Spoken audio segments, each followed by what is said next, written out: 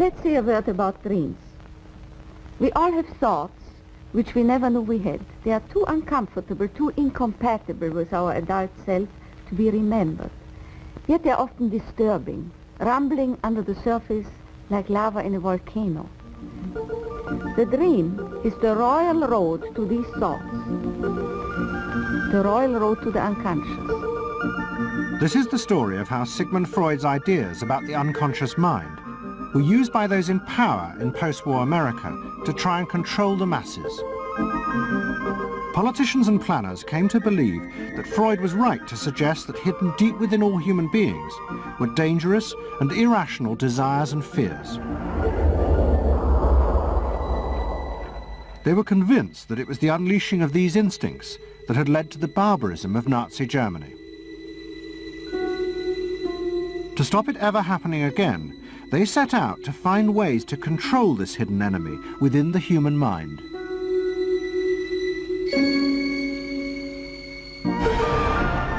At the heart of the story are Sigmund Freud's daughter Anna and his nephew Edward Bernays, who had invented the profession of public relations. Their ideas were used by the US government, big business and the CIA to develop techniques to manage and control the minds of the American people. Those in power believed that the only way to make democracy work and create a stable society was to repress the savage barbarism that lurked just under the surface of normal American life.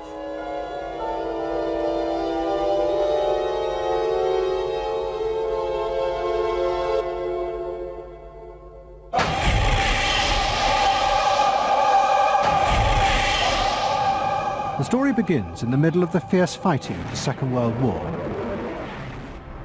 As the fighting intensified, the American army was faced by an extraordinary number of mental breakdowns among its troops. 49% of all soldiers evacuated from combat were sent back because they suffered from mental problems. In desperation, the army turned to the new ideas of psychoanalysis. They made a film record of the experiment using hidden cameras. It says here on your record that you had headaches and that you had crying spells. Yes, sir. I believe in your profession is called nostalgia.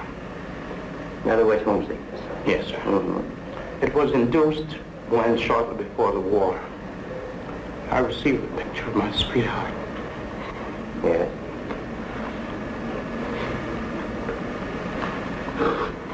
Mm-hmm.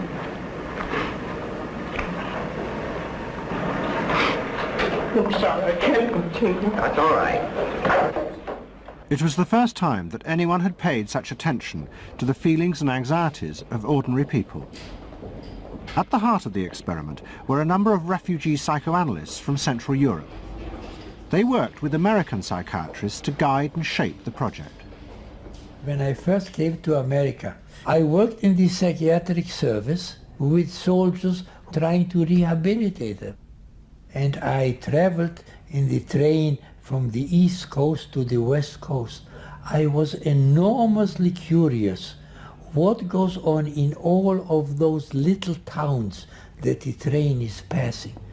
After my years in the army, I knew exactly what everybody was doing in the little towns, because I saw so many people who came from there, and I understood their aspirations, their disappointments, and so forth. So it was as if somebody invited me to a privileged tour into the inner soul of America.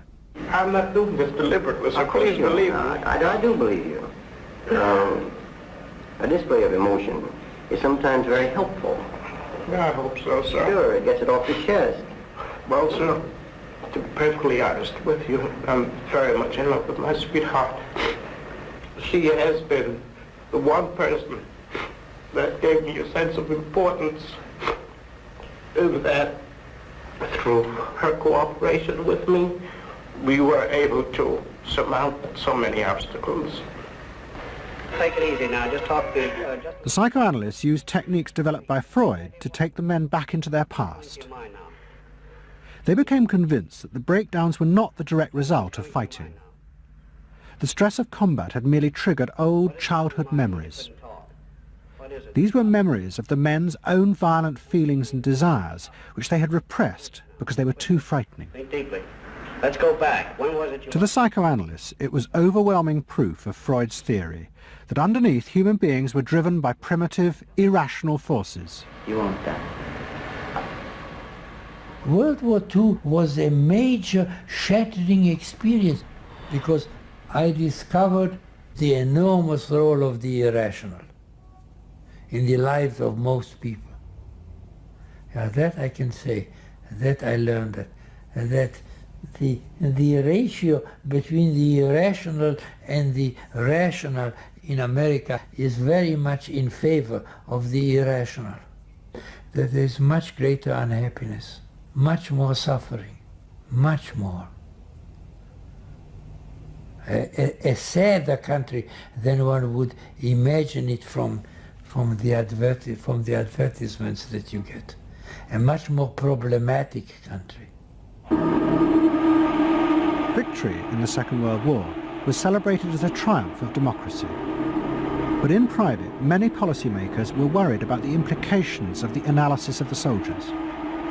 It seemed to show that underneath every American were irrational, violent drives. What had happened in Germany seemed to bear this out. The complicity of so many ordinary Germans in mass killings during the war showed just how easily these forces could break through and overwhelm democracy.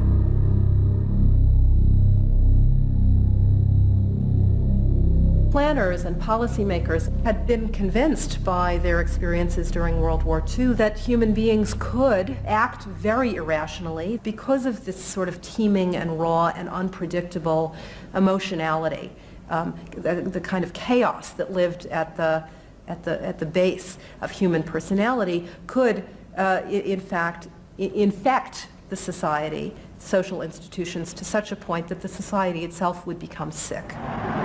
That's what they believe happened in Germany, in which the irrational, the anti-democratic, went wild. Well, it was a vision of human nature as incredibly destructive, and they were terrified that Americans would in fact behave that way, or were capable of behaving that way, and they wanted to avoid a rerun of that. So what is needed is a human being that can internalize democratic values so that they are not shaken with the storm. And psychoanalysis carried in it the promise that it can be done. It opened up new vistas as to how the inner structure of the human being can be changed so that he becomes a more vital, free supporter and maintainer of democracy. The psychoanalysts were convinced they not only understood these dangerous forces, but they knew how to control them too. They would use their techniques to create democratic individuals, because democracy left to itself failed to do this.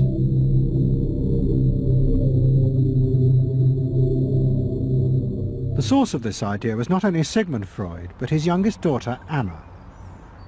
She had fled with her father to London before the outbreak of war, and after he died, Anna Freud became the acknowledged leader of the world psychoanalytic movement. She saw her job as to fulfill her father's dream of making his ideas accepted throughout the world. At the center of the Freud movement stood Tante Anna, because she managed to work herself into that position. She was recognized as that, and not just because she was the daughter. She worked on that. She was rather forbidding. She was not, to me, a warm person, not an aunt you could kiss or put your arms around. Not at all. And her whole life rotated around the spreading of psychoanalysis. Freud himself had seen the role of psychoanalysis as allowing people to understand their unconscious drives. But Anna Freud believed it was possible to teach individuals how to control these inner forces. She had come to believe this through analysing children, above all the children of her close friend, Dorothy Burlingham. Dorothy Burlingham was an American millionairess who in the 1920s fled a failed marriage and brought her children to Anna Freud in Vienna. They were suffering terrible anxieties and aggression, but Anna Freud was convinced she could free them from this by changing the world around them. She thought that she could come in and into their environment, essentially, because they were children, you see. They didn't have independent lives of their own. She could go talk to the parents or the mother. She could go to the schools. She could influence their real world, the actual external world, to change their lives and to help them. And to change them as people? I think that was part of what her idea was, is that she felt that she could change them. From her analysis of the Burlingham children, Anna Freud developed a theory of how to help them control their inner drives. She believed that if, as well as psychotherapy, they were also encouraged to adapt to a good family and social environment, then the conscious part of their mind, the ego, would be strengthened in its struggle to control the unconscious. Anna Freud's aim was simply to help the children.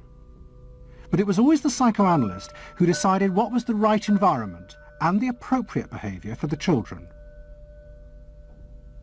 And often as not, this reflected the social mores of the time.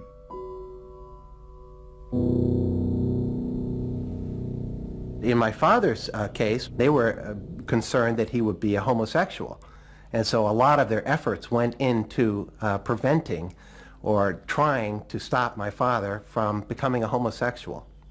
Whether or not he would have or did, or, it's unknown to me. Why did they want to stop him? Because they felt it was abnormal. It wasn't a normal way to develop. They wanted to have him develop along lines that society recognized to be normal, because if they didn't, then you're going to be under the control of forces that you don't understand, that you're not even aware of. The analysis seemed to be a great success, and in the 30s the Burlingham children had returned to America. They settled down to happy married lives in the suburbs. What they didn't realize was that their experience was about to become a template for a giant social experiment to control the inner mental life of the American population. In 1946, President Truman signed the National Mental Health Act. It had been born directly out of the wartime discoveries by psychoanalysts that millions of Americans who had been drafted suffered hidden anxieties and fears. The aim of the act was to deal with this invisible threat to society. Shocked by the appalling percentage of the emotionally unstable revealed by the World War II draft figures, Congress in 1946 passed the National Mental Health Act, which recognized for the first time that mental illness was a national problem. Keenly aware of the tremendous problems ahead is Dr. Robert H. Felix, director of the vast new project. A primary objective of the National Mental Health Program is to increase our fund of scientific knowledge about mental health and about mental illness. We're not doing this. Why? Because there are all too few skilled mental health workers. Two of the principal architects of the Act were the Menninger brothers, Carl and Will. Will had run the wartime psychotherapy experiments, and now he and his brother began to train hundreds of new psychiatrists. The Menningers were convinced that it would be possible to apply Anna Freud's ideas on a wide scale, and to adults as well as children. The psychiatrist's job would be to teach ordinary Americans how to control their unconscious drives. Psychoanalysis could be used to make a better society. They said psychoanalytic thinking could make for the betterment of society, because you could change the way the mind functioned. And you could take the ways in which people did hurtful things to themselves and others and alter them by enlarging their understanding. And this was the vision psychoanalysis brought. That you could really change people? That you could really change people. And you could change them almost in limitless ways. In the late 40s, a vast project began in America to apply the ideas of psychoanalysis to the masses. Psychological guidance centres were set up in hundreds of towns.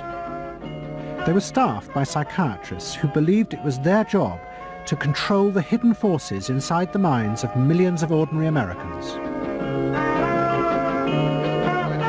Yes, I need something done. I need some help. Did you have any particular teachers that you liked, any of the sort? Well, I liked all my teachers except one, I remember. Well, what was the trouble with this one? I don't know, she just scared me most of the time. Holler at me and I'd run outside and vomit. I hate my brother. Loathe him. Despise him. At the same time, thousands of counselors were trained to apply psychoanalysis to marriage guidance. And social workers were sent out to visit people's homes and advise on the psychological structure of family life. Behind all this was the fundamental idea of Anna Freud's, that if people were encouraged to conform to the accepted patterns of family and social life, then their ego would be strengthened. They would be able to control the dangerous forces within them. When your emotions control your actions, it affects not only yourself, but the people around you. And if this sort of flare-up is repeated often, it might lead to a permanently warped personality. You can control the fire of your emotions so that your personality becomes more pleasant.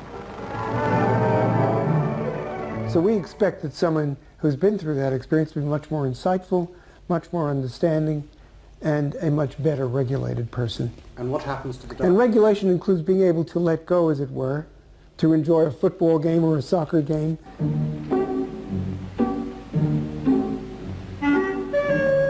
A more understanding, yes, rational, but also appropriately emotional person. The regulatory aspects of the human mind would really be in charge. Instead of being overwhelmed by our passions and by our darker impulses. That one would be master or mistress of one's own passions.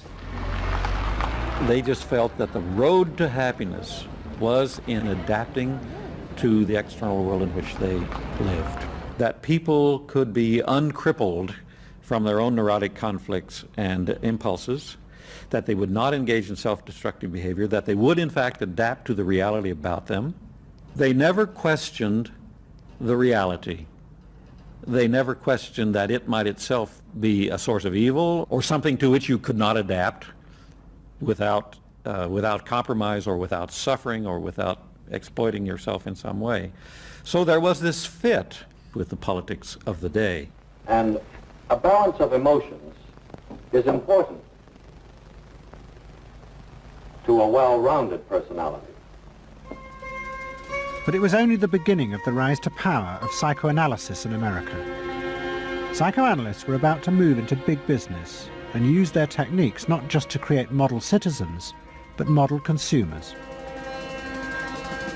Last week's episode showed how Freud's American nephew, Edward Bernays, had been the first to convince American corporations that they could sell products by connecting them with people's unconscious feelings. But now, a group of psychoanalysts were going to take what Bernays had begun and invent a whole range of techniques to get inside and manage the unconscious mind of the consumer. They were led by Ernest Dichter. Dichter had practiced next door to Freud in Vienna, but he had come to America and set up the Institute for Motivational Research in an old mansion north of New York.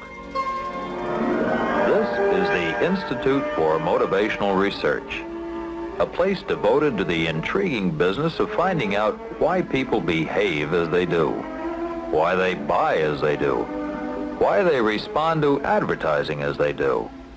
And this is Dr. Ernest Dichter. We don't go out and ask directly, why do you buy, why don't you? What we try to do instead is to understand the total personality, the self-image of the customer. We use all the resources of modern social sciences. It opens up some stimulating psychological techniques for selling any new product. Like the other psychoanalysts, Dichter believed that American citizens were fundamentally irrational beings. They could not be trusted. Their real reasons for buying products were rooted in unconscious desires and feelings.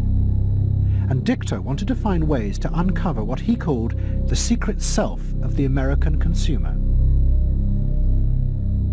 He was trying to get out of people's mind the unconscious motivations that they had for purchasing. These could be sexual, they could be psychological, they could be sociological, they could be a demand for status, a demand for recognition. There were things that people couldn't verbalize or wouldn't verbalize because they were too secret to them. They were too much a part of their nature, and they would be embarrassed. They would be embarrassed if they came out and said things like this. He would interview people, but not ask them direct questions, but let them talk freely like you do in psychoanalysis. And that was his background. And so he said, why can't we have a group therapy session about products? All right? And so Dichter built this room up above his garage, and he said we can have psychoanalysis of products. They can actually act out and verbalize their wants and needs. What we're going to do is try a couple of these salad dressings. Now let's see what happens. Here is our typical housewife. She doesn't follow the instructions. And they could be observed and watched, and other people could comment, and they could talk about it, and everybody could join in. He was the first to do this. This was absolutely the first thing that was ever done. And he had a movie projector up there where you could show advertisements and things like that, and people could react to them. And he invented the whole technique for mining the unconscious about the hidden psychological wants that people had about products. This became the focus group. It worked! Dichter's breakthrough came with a focus group study he did for Betty Crocker Foods. Like many food manufacturers in the early 50s, they had invented a new range of instant convenience foods. But although consumers had told market researchers they would welcome the idea, in fact, they were refusing to buy them. The worst problem was the Betty Crocker cake mix. Dichter did a series of focus groups where housewives free associated about the cake mix. He concluded that they felt unconscious guilt at the new image being promoted of ease and convenience. In other words, he understood that the barrier to the consumption of the product was the housewife's feeling of guilt about using it. They basically, on one hand, wanted to make it easy for themselves, but they felt guilty about it. So what you've got to do in those circumstances is remove the barrier being guilt. The way you do that is to give the housewife a greater sense of participation. And how do you do that? By adding an egg. Simple as that. As simple as that. Dichter told Betty Crocker to put an instruction on the packet that the housewife should add an egg. It would be an unconscious symbol, he said, of the housewife mixing in her own eggs as a gift to her husband, and so would lessen the guilt. Betty Crocker did it, and the sales soared. My cake is ready.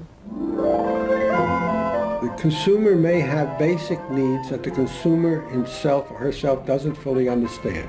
You have to know what those needs are in order to fully exploit the consumer. Is it wrong to give people what they want by taking away their defenses, helping remove their defenses? It seems so much longer than last year. It is. Nearly 4 inches longer in some models. Oh! Dichter's success led to a rush by corporations and advertising agencies to employ psychoanalysts. They became known as the Depth Boys, and they promised to show companies how to make millions by connecting their products with people's hidden desires.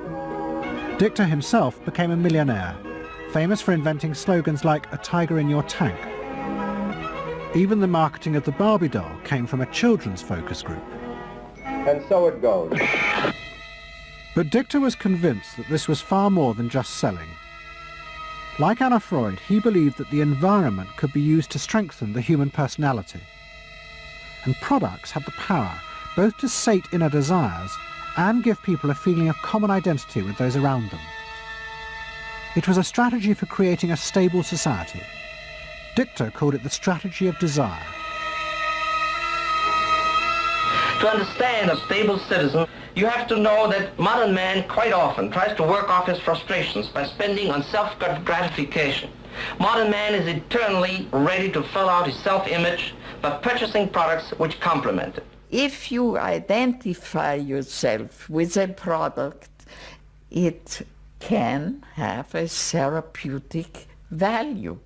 It improves your self-image and you become a more secure person and you have suddenly this confidence of going out in the world and doing what you want successfully. Bernays believed that that would then improve the whole of our society and become the best society on this planet.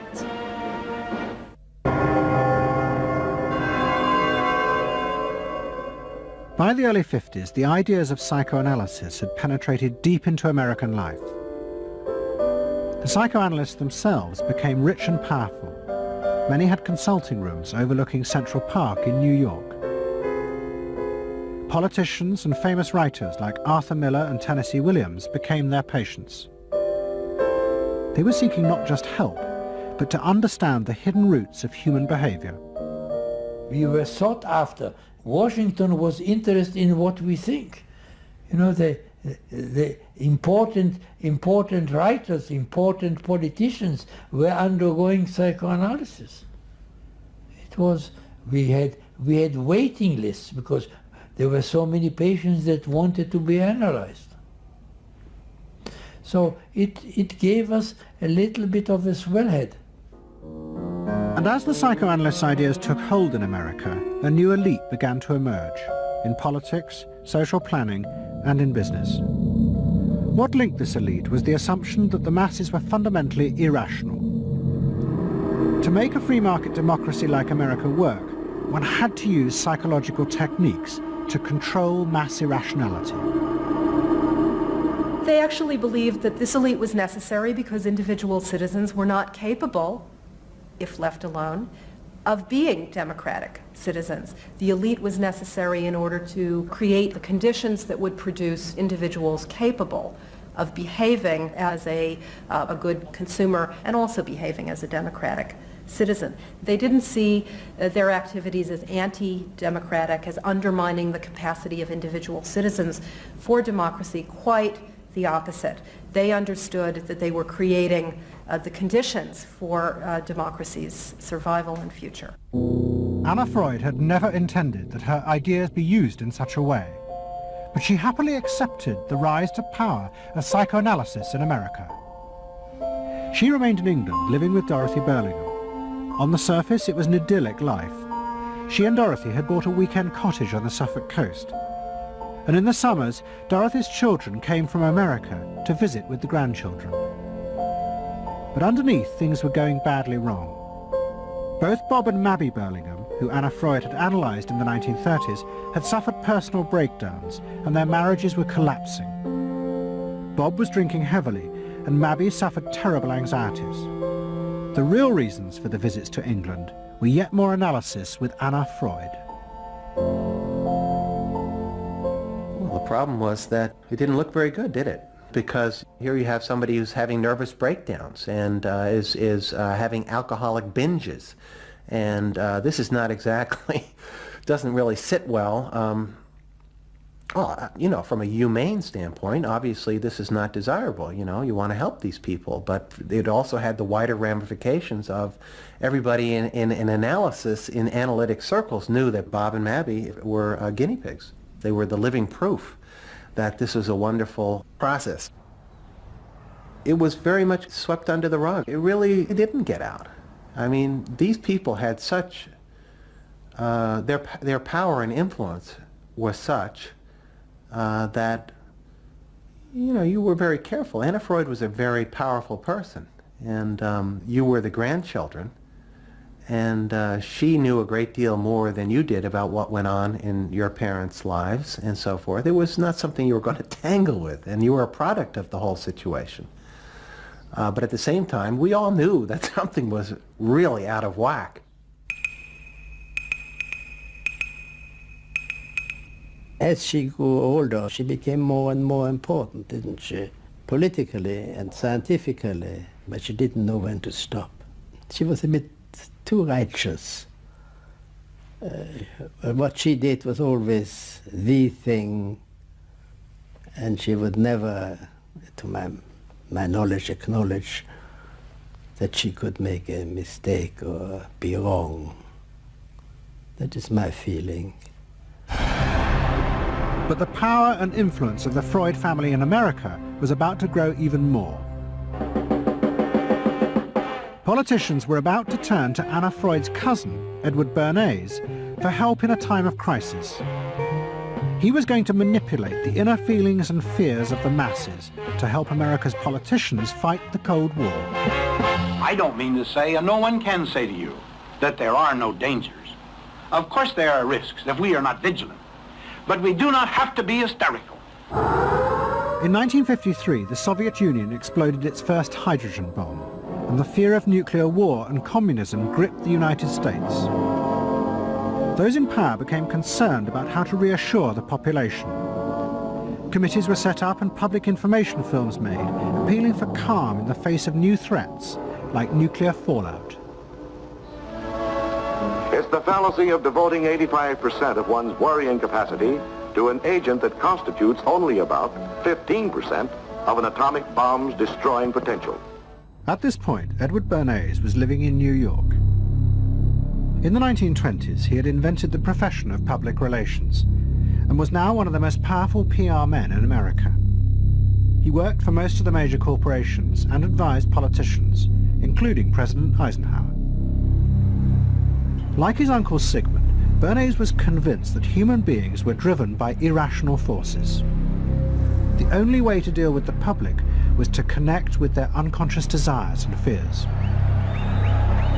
Bernays argued that instead of trying to reduce people's fear of communism, one should actually encourage and manipulate the fear, but in such a way as it became a weapon in the Cold War. Rational argument was fruitless.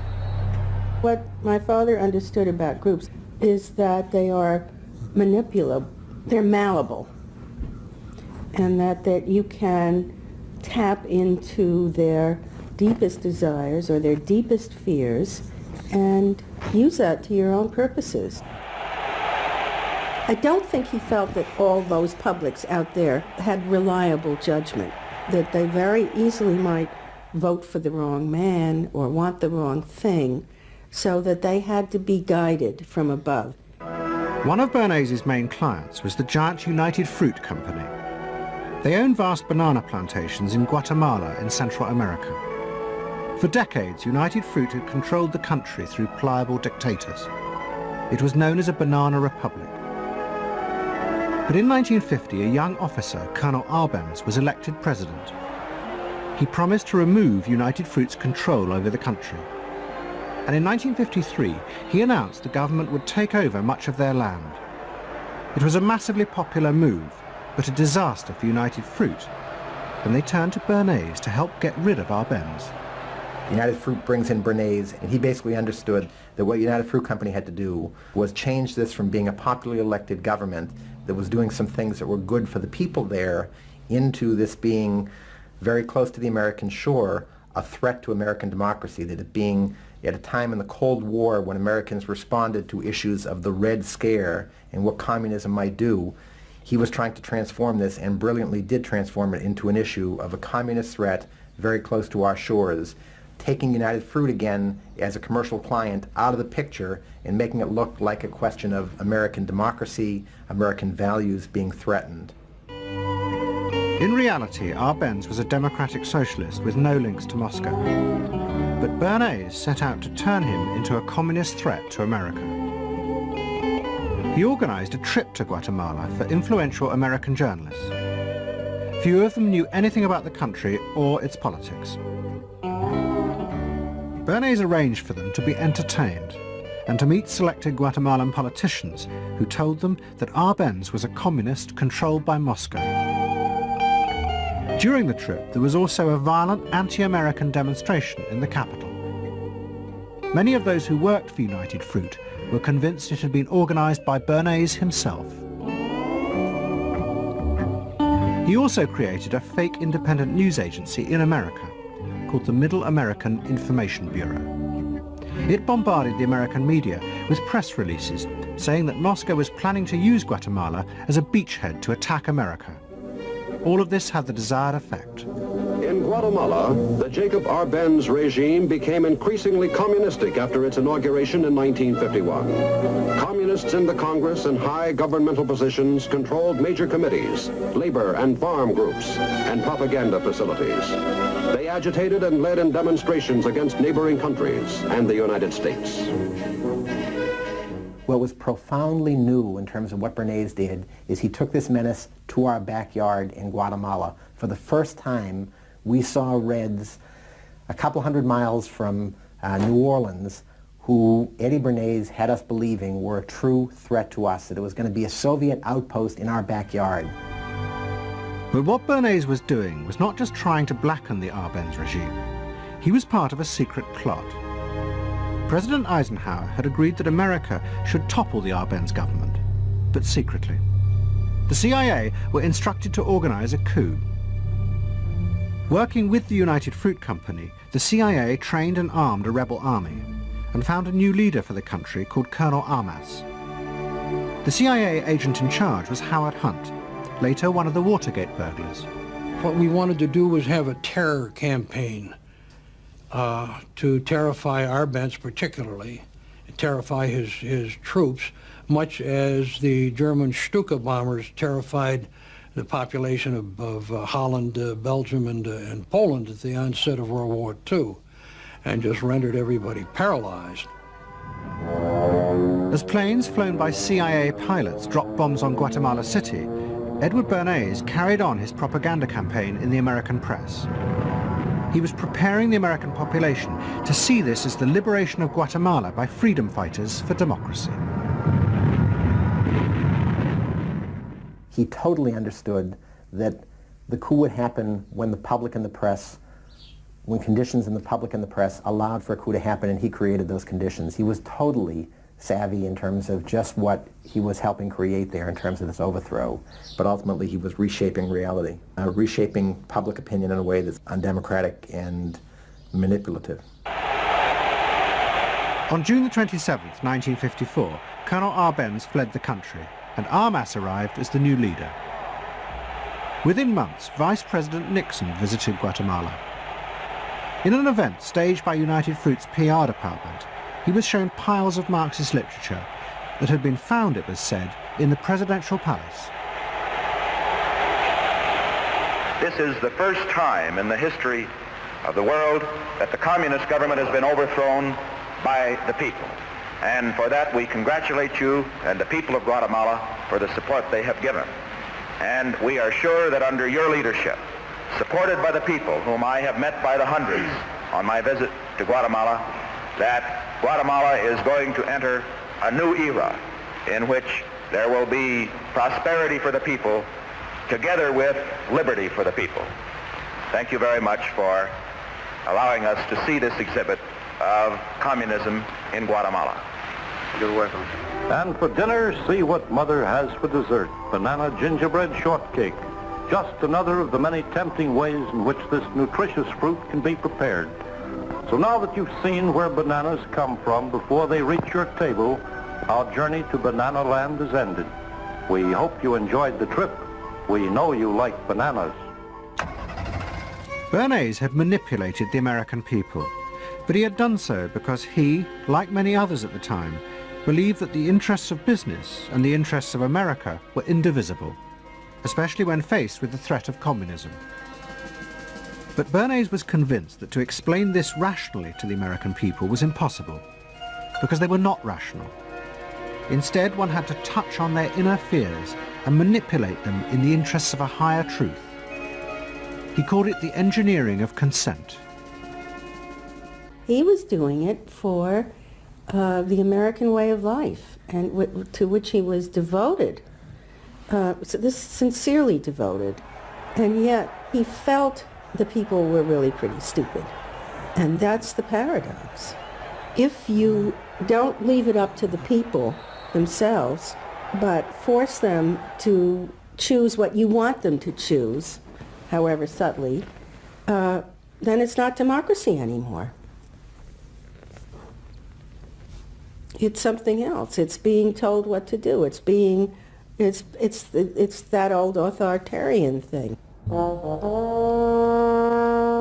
But the idea that it was necessary to manipulate the inner feelings of the American population in the interests of fighting the Cold War now began to take root in Washington. Above all, in the CIA, who were going to take it much further.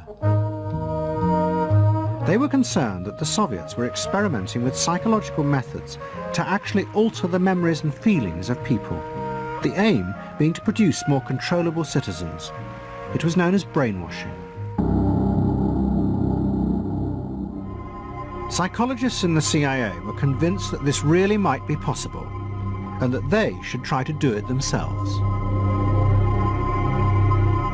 The image of the human being that was being built up at that particular time was that there was a great deal of vulnerability in every human being, and that that vulnerability could be manipulated to program somebody to be something that I wanted them to be, and they didn't want to be.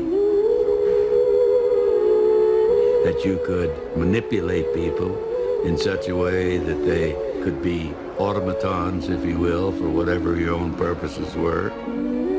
This was the image that people thought was possible. In the late 50s, the CIA poured millions of dollars into the psychology departments of universities across America. They were secretly funding experiments on how to alter and control the inner drives of human beings. The most notorious of these experiments was run by the head of the American Psychiatric Association, Dr. Ewan Cameron. Like many psychiatrists at that time, Cameron was convinced that inside human beings were dangerous forces which threatened society. But he believed that it was possible not just to control these forces, but actually remove them. He thought that psychiatry should not just concentrate on sick people, mentally ill, but should actually go into government, that politicians should listen to psychiatrists. Psychiatrists should be in every parliament and should direct and monitor political activities, because they knew in a rational, scientific way what was good for people. Cameron had set up a clinic in a hospital in Montreal called the Allen Memorial. It is now long since closed down. Cameron took patients who suffered a wide range of mental problems. His theory was that these resulted from forgotten or repressed memories. But he was impatient with the idea of using psychotherapy to uncover them. Instead, he would simply wipe them. Cameron used drugs, including LSD, and the technique of ECT, electroconvulsive therapy. It was conventionally used at that time to relieve depression. But Cameron was going to use it in a new way, to produce new people.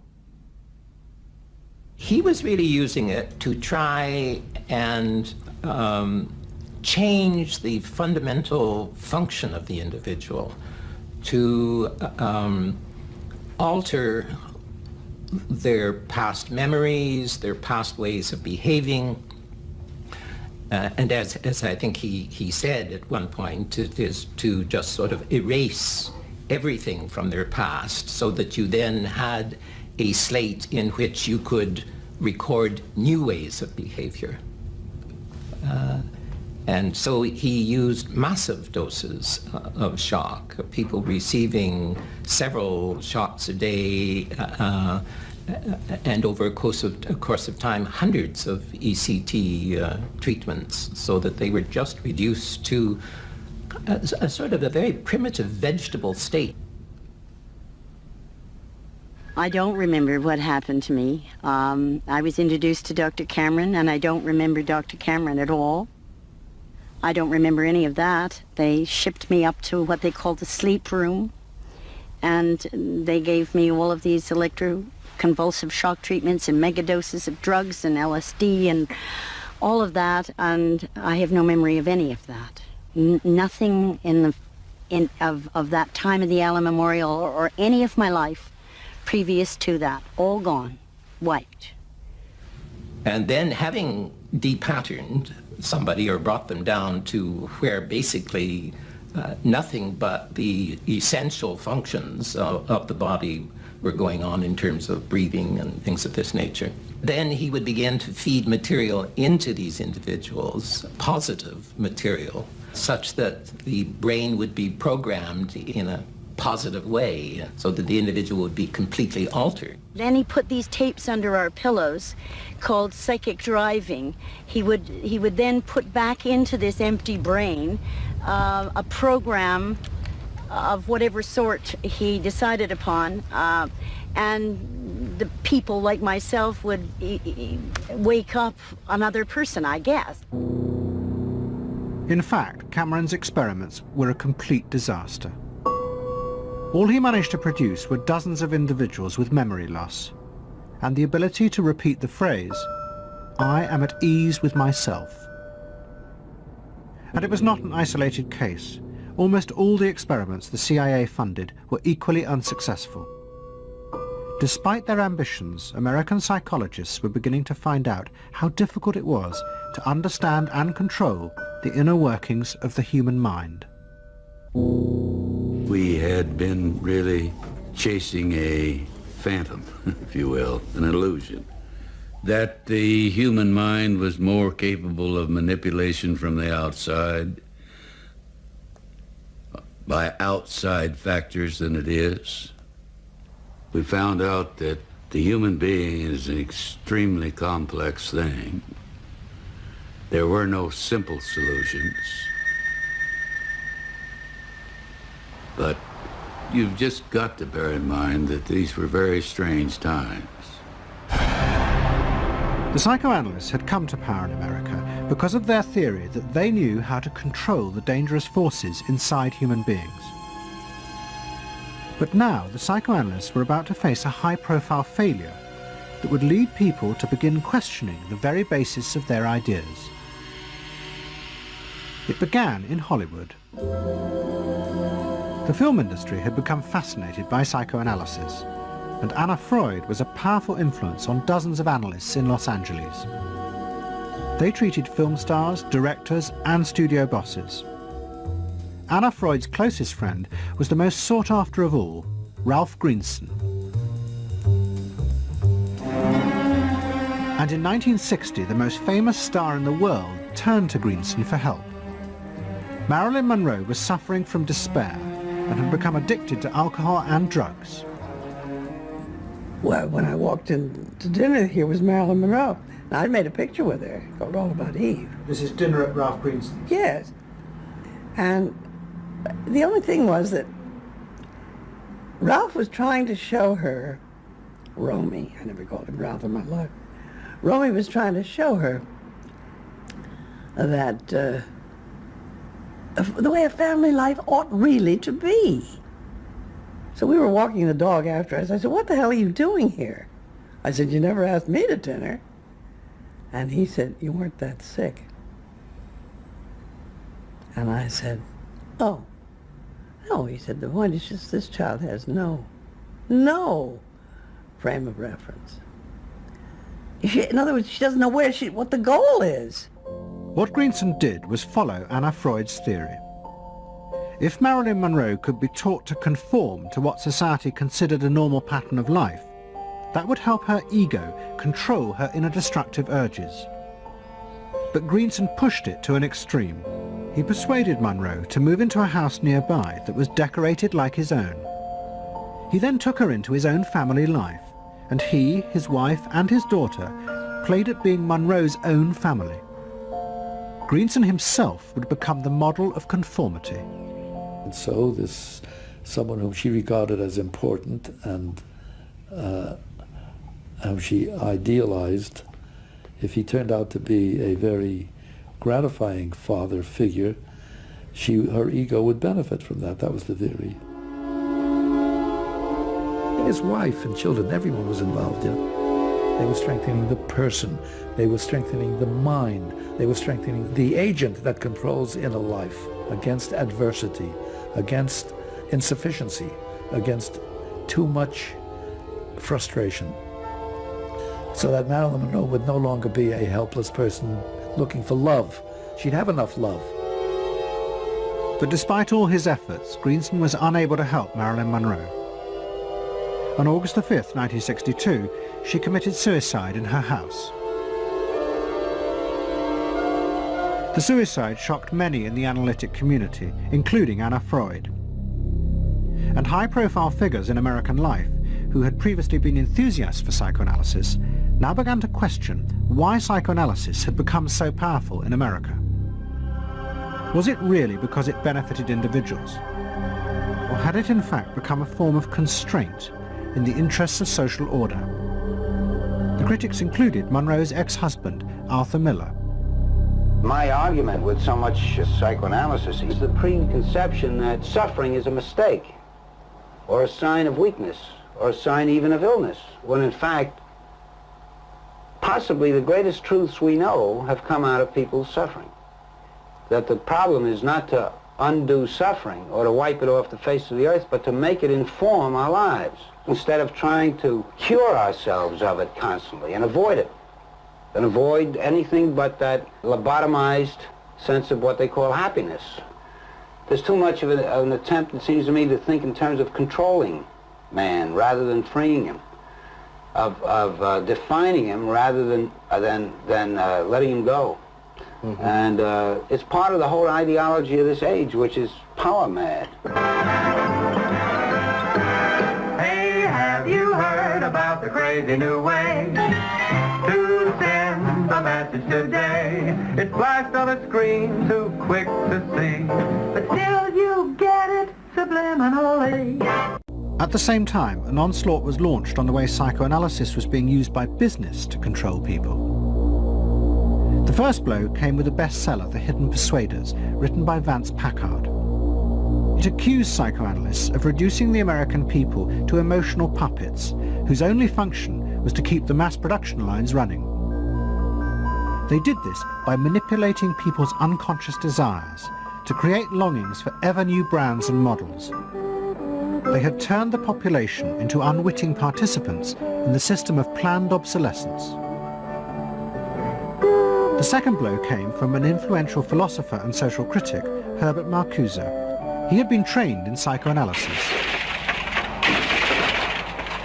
This is a childish application of psychoanalysis, which does not take at all into consideration the very real political systematic waste of resources, of technology and of the productive process. For example, planned obsolescence. For example, the production of innumerable brands and gadgets who are, in the last analysis, all the same. The production of innumerable different marks of automobiles. And this prosperity at the same time, consciously or unconsciously, leads to a kind of schizophrenic existence. I believe that in this society an incredible quantum of aggressiveness and destructiveness is accumulated precisely because of the empty prosperity, which then simply erupts.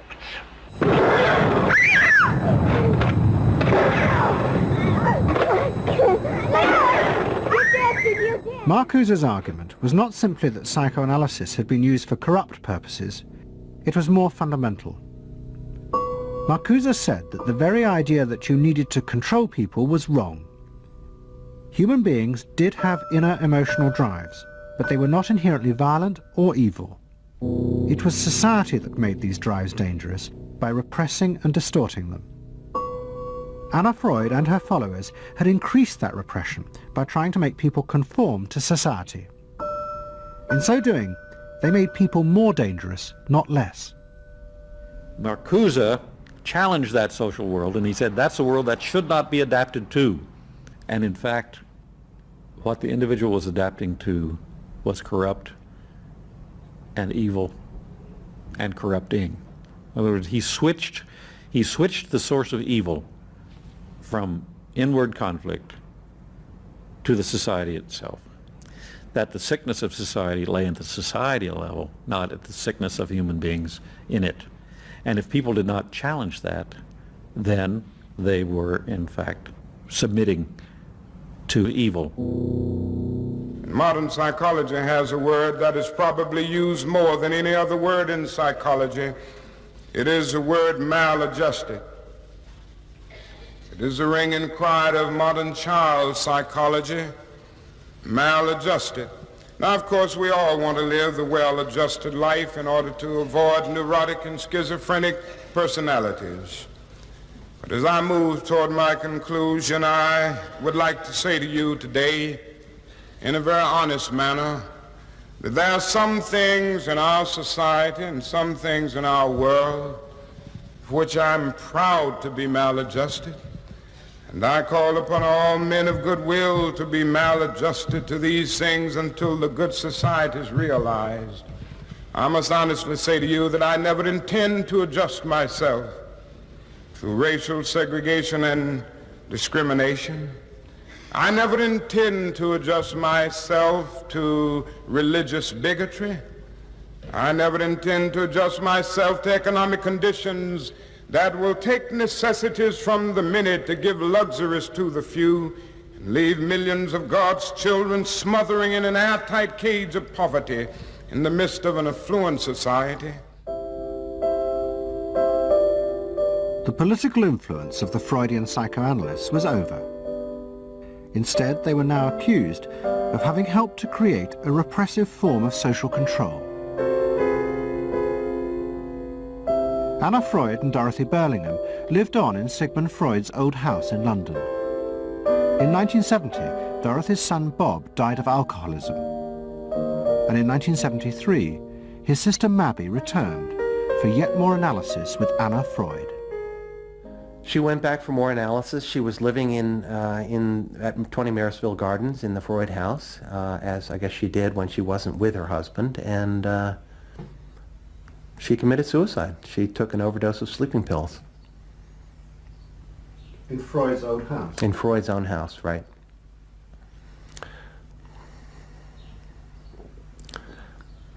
So, I mean, you know, the obvious, there are a lot of implications that one can draw from that, and I just think she happened to reach the end of the rope there. Although it would seem to be a very pointed act. Obviously, suicide is a very politicized act, and to do it in Sigmund Freud's own house is certainly different from doing it in Riverdale back in New York.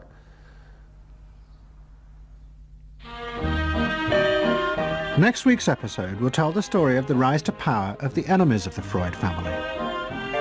They believed that the way to build a better society was to let the self free. But what they didn't realize was that this idea of liberation would provide business and politics with yet another way to control the self, by feeding its infinite desires. To be lonesome. You know not what it means to be blue.